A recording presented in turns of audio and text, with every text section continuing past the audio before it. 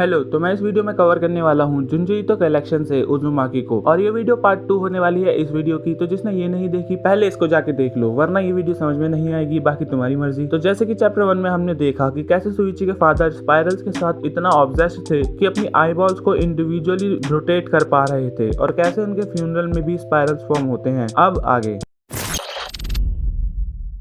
तो फिर सब लोग आसमान में देखते हैं, जहां पर वो देखते हैं कि सीमेंट्री में से सुइची के फादर की एशेस निकल रही हैं और स्पाइरल फॉर्म कर रही हैं। तो इसे देख के सब शॉक हो जाते हैं। फिर स्मोक सेटल होना चालू करता है और घूमते हुए ड्रैगन फ्लाई पॉन्ड में चला जाता है। और भाई इस ड्रैगन फ्लाई पॉन्ड को याद रखना, क्योंकि ये एक इंपॉर्टेंट एलिमेंट है स्टोरी में। तो उसी दौरान कुछ लोग बोलते हैं कि ड्रैगन फ्लाई पॉन्ड टाउन के बीच में है और ये बहुत स्ट्रेंज है, जिसपे किरई भी सोचती है कि ड्रैगन फ्लाई पॉन्ड तो जस्ट हमारे घर के पीछे ही है। फिर सुइची की मम्मी दिखती है, जो कि ऑब्वियसली शॉक्ड है और चिल्लाने लगती है और कहती है प्लीज डियर यहाँ से चले जाओ। लेकिन सुइची आके उनको शांत करा देता है। तभी सुइची की मम्मी बोलती है कि वो तुम्हारे पापा है, जिसपे सुइची कहता है कि ये सिर्फ एक कोइंसिडेंस है। तभी उसकी मम्मी उसे एक बार ऊपर देखने को बोलती है, जहाँ वो देखता है कि सीमेंट्री से निकले हुए स्मोक से उसके पापा का फेस फॉर्म हो रहा है। तो उसकी मम्मी उसे देख के चिल्ला रही थी। तो फिर से उसकी मम्मी चिल्लाने लगती है और रुकती ही नहीं है। तो वो उन्हें एम्बुलेंस से हॉस्पिटल ले जाते हैं, लेकिन वो वहाँ जाके भी नहीं रुकती। और दो नर्स उन्हें चुप कराने की कोशिश करती है, लेकिन फिर भी नहीं रुकती। तभी उसकी मम्मी एक नर्स का जूड़ा मतलब बन देख लेती है, जो कि स्पाइरल की तरह दिखता है। और फिर वो जोर से स्पाइरल चिल्ला के उसे वहाँ से दूर ले जाने को बोलती है, क्योंकि सुइची के फादर वाले इंसिडेंट के बाद सुइची की मम्मी ने स्पाइरल के लिए एक एक्सट्रीम फोबिया डेवलप कर लिया था, जो कि इस लेवल पे बढ़ गया था कि वो किसी भी स्पाइरल जैसे चीज को देख के बर्दाश्त नहीं कर पाती थी। उन्होंने सॉलिड फूड खाना बंद कर दिया था। उन्होंने अपना हेड भी शेव करा लिया था, क्योंकि उन्हें अपने कर्ली हेयर्स और खुद के ही हेयर बन से डर लगता था। और तो और जब उन्हें पता चला कि उनके फिंगरप्रिंट्स भी स्पाइरल शेप्ड ही हैं, तो उन्होंने अपनी स्किन तक को काट लिया था। फिर सुइची किरई को बताता है कि उसकी मम्मी के लिए हर एक स्पाइरल उन्हें उसके पापा की याद दिलाता है, उसी हालत में जिसमें उन्हें पाया था, मतलब वो ट्विस्टेड बॉडी।